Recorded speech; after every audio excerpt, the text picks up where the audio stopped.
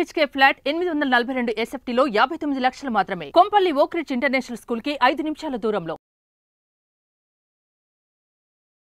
నమస్తే, welcome to Suman TV. నేను విష్ణు. ప్రస్తుతంతో పాటు AMFI registered mutual fund distributor Bonigala Salman గారు ఉన్నారు. వారితో మాట్లాడదాం. సార్ నమస్తే. సార్ నమస్తే విష్ణు గారు. సాల్మన్ గారు Warren Buffett the investment Guru. So అందరూ కూడా ఆయన సక్సెస్ స్టోరీస్ని ఇన్స్పిరేషన్గా తీసుకుని ఈ ఫైనాన్షియల్ మార్కెట్స్లో ముందుకు సాగుతుంటారు. అయితే వారెన్ బఫెట్ గారు మనీకి సంబంధించి ఆయన ఒక సూత్రం చెప్పారనమాట.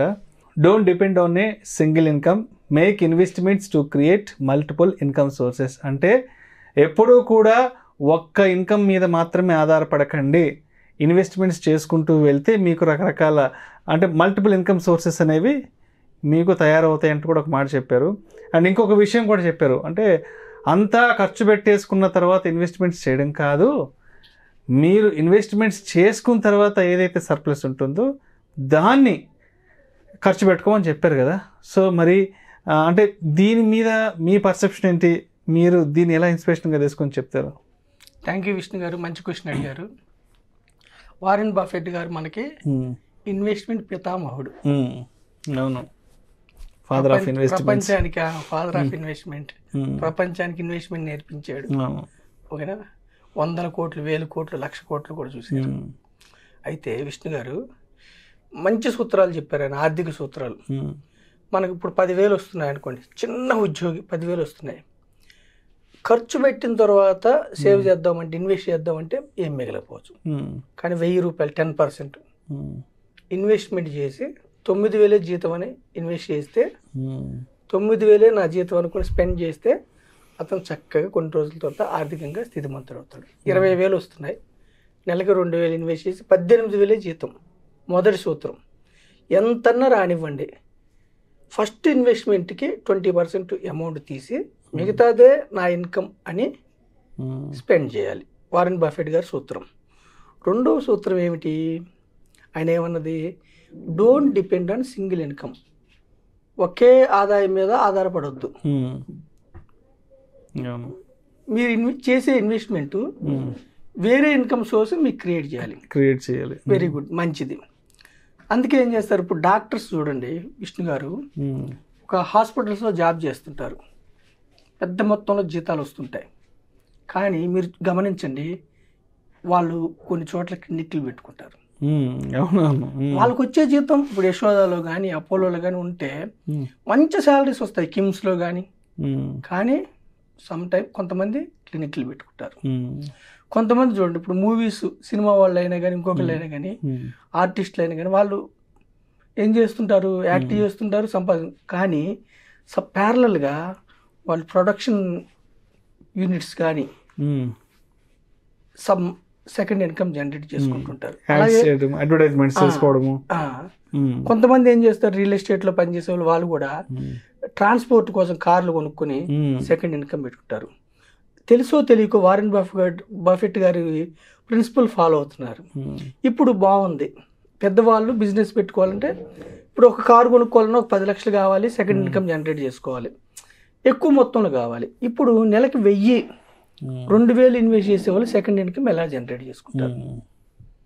20,000 వస్తుంది వాళ్ళ జీతం, 2,000 ఇన్వెస్ట్ చేస్తున్నారు, ఎలా సెకండ్ ఇన్కమ్ జనరేట్ అయ్యింది? ఇప్పుడు చూడండి విష్ణు గారు, మనకి భారతదేశం ఇచ్చిన గొప్ప అదృష్టం ఏమిటంటే స్టాక్ మార్కెట్. దీన్నే క్యాపిటల్ మార్కెట్ అంటారు. మనీ మార్కెట్స్ అంటే షార్ట్ టర్మ్ పెట్టే వాటికి బ్యాంక్స్, చిట్టీసు, NBFCs ఇవన్నీ money markets. Short term borrowing, short term lending. Capital markets అంటే దీర్ఘకాలం. క్యాపిటల్ అంటేనే కంపెనీస్కి మనకి మూలధనం కావాలి, కంపెనీ యొక్క అవసరానికి మూలధనం కావాలి. భారతదేశం ఇచ్చిన గొప్ప అదృష్టం ఏమిటంటే ఒక సామాన్యమైన వ్యక్తి, ఆర్డినరీ పర్సన్, నెలకి 20,000 వచ్చే వ్యక్తి కూడా క్యాపిటల్ మార్కెట్స్లో పార్టిసిపేట్ చేయడానికి భారతదేశం ఇచ్చిన అదృష్టం, సెబీ ఇచ్చిన అదృష్టం. సో నెలకి 20,000 వస్తున్న వ్యక్తి కూడా, 2,000 రూపాయలు ఇన్వెస్ట్ చేసే వ్యక్తి కూడా 30 నుంచి 50 కంపెనీలు ఓనర్ అవుతాడు. ఎప్పుడు అవుతాడు ఓనరు? ఈక్విటీస్లో ఇన్వెస్ట్ చేస్తే. ఒక స్టాక్ మార్కెట్లో ఈక్విటీస్లో అంటే ఈక్విటీ ఫండ్స్, డైవర్సిఫైడ్ ఈక్విటీ ఫండ్స్లో ఇన్వెస్ట్ చేస్తే మనము నెలకు 2,000 సంపాదిస్తుంటే కూడా మన డబ్బుని ఇండియాలో ఉన్న టాప్ 100 కంపెనీస్లో మ్యూచువల్ ఫండ్స్ ద్వారా ఇన్వెస్ట్ చేస్తారు. సో మనం 2,000 పెడుతున్నా కానీ మన కోసం ఇప్పుడు సపోజ్ రిలయన్స్ ఉంది, రిలయన్స్లో స్టాక్ కొన్నారనుకోండి ఈక్విటీ మ్యూచువల్ ఫండ్లో, ఎస్బీఐ బ్యాంక్లో స్టాక్ కొన్నారనుకోండి, టీసీఎస్లో స్టాక్ కొన్నారనుకోండి, ఇన్ఫోసిస్లో స్టాక్ కొన్నారనుకోండి, డాక్టర్ రెడ్డీస్లో స్టాక్ కొన్నారు. అలా లార్జ్ క్యాప్ ఫండ్స్ మనం తీసుకుంటే భారతదేశంలో ఉన్న టాప్ 100 కంపెనీస్లో నుంచి ఒక 30 నుంచి 50 కంపెనీస్లో మన కోసం స్టాక్స్ కొంటారు. అప్పుడు ఇండైరెక్ట్గా ఏమవుతుంది, మన డబ్బు నెలకు 1,000 కావచ్చు, 2,000 కావచ్చు, 5,000 కావచ్చు, 10,000 కావచ్చు, మన డబ్బు 30 నుంచి 50 కంపెనీల్లో పార్ట్ ఓనర్ అవుతాం మనం. అప్పుడు ఏమవుతుంది, మన కోసం వేరే వాళ్ళు పనిచేస్తూ ఉంటారు. కంపెనీస్కి లాభాలు వస్తుంటే మన యొక్క షేర్ వాల్యూ పెరుగుతూ ఉంటుంది. ఇక్కడ అర్థం ఏమిటి, వారెన్ బఫెట్ గారి అర్థం ఏమిటంటే ఎంత చిన్న అమౌంట్ ఇన్వెస్ట్ చేసినా పర్వాలేదు, సెకండ్ ఇన్కమ్ జనరేట్ కావాలి. ఎప్పుడైతే కంపెనీస్లో మీరు ఓనర్షిప్ తీసుకుంటారో, బిజినెస్ తీసుకుంటారో, మీ యొక్క డబ్బు పెరుగుతూ ఉంటుంది. షార్ట్ పీరియడ్లో రిస్క్, క్యాపిటల్ మార్కెట్స్లో ఎప్పుడు ఫ్రీ లంచ్ ఉండదు, అంటే రిస్క్ ఫ్రీ ఉండదు, రిస్క్ ఉంటుంది. షార్ట్ పీరియడ్లో రిస్క్ ఉంటుంది. ఇప్పుడు చూడండి విష్ణు గారు, ఏ చిన్న బిజినెస్ పెట్టాలన్నా ఒక 5 లక్షలు 10 లక్షలు మూలధనం కావాలి, ఏ బిజినెస్ అన్నా పెట్టాలి. మనకు భారతదేశం ఇచ్చిన అదృష్టం ఏమిటంటే 1,000 రూపాయలతో కూడా 500లతో కూడా పెద్ద పెద్ద దుర్భేద్యమైన కంపెనీలో ఓనర్షిప్ తీసుకోవచ్చు. తీసుకుంటే ఏమిటి, మనం కూడా ఇప్పుడు రిలయన్స్లో షేర్ కొంటే మనం కూడా ముఖేష్ అంబానీ గారితో పాటు మనం కూడా ఓనర్ అవుతాం.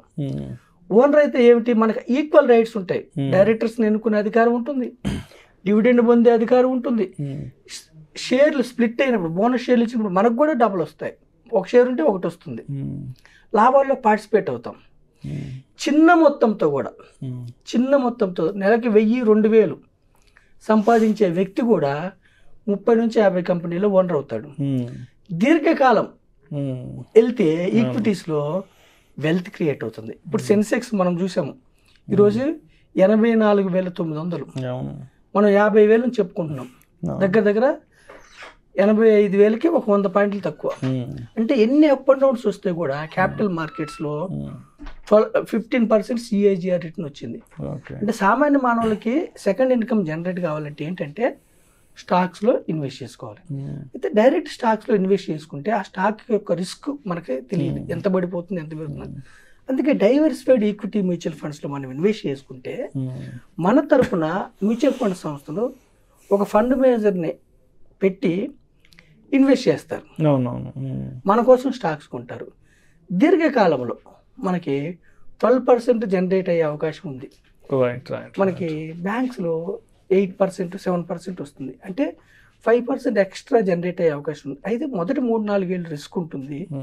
దీర్ఘకాలం ఉంటే ఎవరైతే దీర్ఘకాలం ఉన్నారో 12% జనరేట్ అవుతుంది. అంటే నెలకి 1,000 రూపాయలతో కూడా 30 years పెట్టుకుంటే మనకి 30 లక్షలు వచ్చే అవకాశం ఉంది 12%తో. అందుకని మనం ఏం చెప్తాం, వారెన్ బఫెట్ గారు ఏం చెప్పారంటే ఎప్పుడు కూడా సెకండ్ ఇన్కమ్ జనరేట్ కావాలంటే, ఇప్పుడు మనం బిజినెస్ పెట్టామనుకోండి, డైరెక్ట్గా మన యొక్క సామర్థ్యం మీద అటు బిజినెస్ ఆధారపడి ఉంటుంది. పార్ట్నర్తో పెట్టిన మోసం చేసే అవకాశం ఉంటుంది. ఇక్కడ ఏమిటి, అంత ట్రాన్స్పరెంట్ కంపెనీస్లో పెడితే ఇంత లాభాలు వచ్చినాయి, వాళ్ళు ఎలా ఎక్స్పెండ్ అంతా సెబీకి చెప్పాలి. వాళ్ళు ఎవ్రీ ఇయర్ నెట్ రిజల్ట్స్ వాళ్ళు డిక్లేర్ చేస్తూ ఉండాలి.